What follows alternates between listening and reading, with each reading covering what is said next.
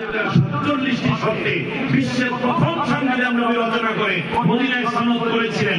প্রত্যেকে শুনে শুনে মাশাআল্লাহ তিনি এই ধর্মের একটা ব্যবসা শুরু করে দিলেন। এখন আস্তে করে বলেন আমরা মদিনার সনদে দেশ চালাবো। দিনের পর রাতে গিয়ে তিনি ক্ষমতায় আসলেন যেভাবেই হোক। 3-4 মাস যাওয়ার পরে আমরা আলেম ওলামারাও চিন্তা করলাম মদিনার সনদে দেশ চললে মাহফিল গুলো তো আর বন্ধ হবে না, কারণ তার ধর্ম শেষে পালনের সুযোগ পাবে। আলেম ওলামাদেরকে আর জেলের প্রবেশে আটকাতে পারবে না, ইসলামী দল নিষিদ্ধ করা যাবে না, বিরোধী দলের উপর দমন পীড়ন থাকবে না।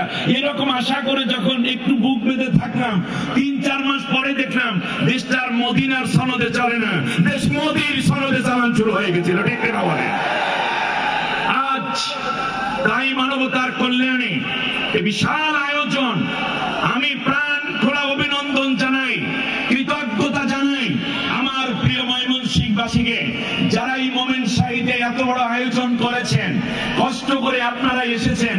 আন্তরিক ভালোবাসা, শ্রদ্ধা, কৃতজ্ঞতা, শুকরিয়া থাকলো আল ইসলাম ট্রাস্টের আয়োজক ভাইদের প্রতি। আল্লাহ তাদের সম্মানিত করুন। আমার মতো একজন ছোট্ট গোলামকে, আল্লাহর ছোট্ট এক গোলামকে বিশাল মাহফিলে মেহমান করে সম্মানিত করেছেন। আকরামাকুমুল্লাহ কামা আকরামতানি, আমাকে যেভাবে সম্মানিত করেছেন আল্লাহ আপনাদেরকে তার চেয়ে বেশি সম্মানিত করুন।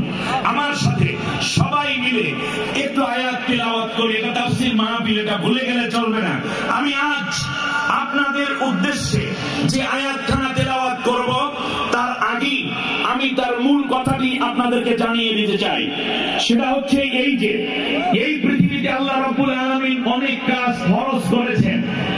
এই যত ফরজ আছে তার মধ্যে সবচেয়ে বড় ফরজ যেটি, আমি আজ সেই ফরজটি আপনাদেরকে জানিয়ে দেব। আর এই দুনিয়ায় যত গুনাহ আছে তার মধ্যে সবচেয়ে বড় গুনাহ কোনটি সেইটা আমি আপনাদেরকে জানিয়ে দেব। এই দুইটি বিষয় একই আয়াতের মধ্যে উল্লেখ করার পাশাপাশি আলহামদুলিল্লাহ আমি দেখতে পাচ্ছি হাজার হাজার ফেস্টুন, ব্যানার, দাড়িপাল্লা মার্কা জামাত ইসলামের মার্কা। আলহামদুলিল্লাহ, আলহামদুলিল্লাহ। আল্লাহ রাব্বুল আলামিন কোরআনের মধ্যে দুইবার ধানের কথা বলেছেন। সূরা ইউসুফের মধ্যে একবার বলেছেন, ইউসুফ আলাইহিস সালাম নির্দোষ হওয়ার পরেও জেলে যখন আটকাইছিল বাদশা, তখন ধানের কথাও বলেছেন। আমি মনে করি বাংলাদেশ যদি জাতীয়তাবাদী শক্তি, ইসলামী শক্তি ঐক্যবদ্ধ হতে পারে, তাহলে আগামীর বাংলাদেশ আল্লাহর কোরআনের বাংলাদেশ হবে, কেউ ঠেকাতে পারবে না। আমার বাংলাদেশ তাহলে দাদা বাবুরা দাদাগিরি করার কোন সাহস পাবে না। ঐক্যবদ্ধ জিন্দেগি ছাড়া আমাদের মুক্তির উপায় নেই। ফিলিস্তিনের ভাইদের জন্য অনেকে সহমর্মিতা জানিয়েছেন। আমি ফিলিস্তিনি ভাইদের জন্য আরেকবার আপনাদেরকে দাঁড় করাতে চাই।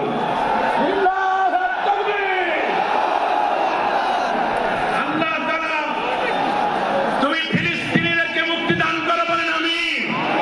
এই ঘোর অন্ধকার কেটে যাবে। আমি একটি হাদিস এই ক্ষেত্রে শুধু বলতে চাই, নবীজি বলেছেন লা তাকুমুস সাআতু হাত্তা ইউকাতিলাল মুসলিমুনা আল ইয়াহুদ ওয়া হাত্তা ইয়াখতাবিয়াল ইয়াহুদিয়্যু মিন ওয়ারাইল হাজারি ওয়াস শাজার ফায়াকুলুল হাজারু আওয়াশ শাজারু ইয়া আইয়ুহাল মুসলিম ইয়া আব্দাল্লাহ ইন্নাল ইয়াহুদিয়্যু মিন ওয়ারাই ফাতাআল ফাকতুলুহু ইল্লা গরকাতা ফাইন্নাহু মিন শাজারিল ইয়াহুদ ফাইন্নাহা মিন শাজারিল ইয়াহুদ। রাসূল সাল্লাল্লাহু আলাইহি ওয়াসাল্লাম বলেছেন কিয়ামতের পূর্বে ইহুদিদের বিরুদ্ধে মুসলমানদের লড়াই হবে। সেই লড়াইয়ে ইহুদিদেরকে আল্লাহ তাআলা পূর্ণ পরাস্ত করে মুসলমানদের বিজয় দান করবেন। নবীজির হাদিস, তখন ইহুদিরা পালাবে গাছের আড়ালে, পাথরের আড়ালে, পাহাড়ের আড়ালে। তখন গাছ পাথর মানুষের মতো কথা বলবে, হে আল্লাহর বান্দা আমার কাছে আসো, ও মুসলিম তুমি আমার কাছে আসো। পিছনে একটা ইহুদি লুকাই আছে, তাকে হত্যা করো। শেষ পর্যন্ত একটি বৃক্ষ নাম হলো বরকত, সে কথা বলবে না, ইহুদিদেরকে আশ্রয় দেবে। বর্তমানে ইহুদিরা লক্ষ লক্ষ বরকত গাছ লাগাচ্ছে। কত ভুল তাদের। আল্লাহর নবী বললেন শুধু বরকত কথা বলবে না, তাদের পিছনে লুকাবে। তাহলে তো মুজাহিদদের শুধুমাত্র বরকতের পিছনে তালাশ করলেই তাদেরকে পাওয়া যায়, বরং তাদের লুকানো জায়গাটা নবী ধরাইয়া দিয়ে গেলেন। এই বোকারা সেই গাছের নিচে পালাবে বলে গাছ লাগান শুরু করেছে। আমার বন্ধুগণ, আমি যে এই কথাটি আরেকটি বলতে যাচ্ছি। তাহলে বলুন তো দেখি, আয়াতের মূল বিষয়টা হচ্ছে সব ফরজের, না আমার সাথে শেয়ার করতে হবে, আপনার কথাই বলবো না, বলেন সব ফরজের বড় ফরজ আর সব গুনাহের বড় গুনাহ। কিন্তু এই নেক আমলটি করতে গেলে একটি জনগোষ্ঠী আপনাকে বাধা দিবে। এই বাধা উপেক্ষা করে যারা কাজ এগিয়ে নিবে ফরজ কাজটি, তাদেরকে আল্লাহ দুইটা পুরস্কার দিবেন। সুবহানাল্লাহ। আসুন সোজা চলে যাচ্ছি আল্লাহর কোরআনের কাছে। সবাই জানি তো কোরআন পড়লে গুনাহ হয় না সওয়াব হয়? পৃথিবীতে সওয়াবের একমাত্র কিতাব নাম কোরআন। ফজিলাতের কিতাব নাম কি? একটা অক্ষর পড়লে কমপক্ষে 10টি নেকি। কণ্ঠ ছেড়ে দিয়ে এই ভর দুপুরে আমরা আল্লাহর সূর্যকে সাক্ষী রেখে আমরা কোরআনের মধ্যে সরাসরি চলে যাচ্ছি। সবাই পড়ি, আউযু বিল্লাহি মিনাশ শাইতানির রাজিম।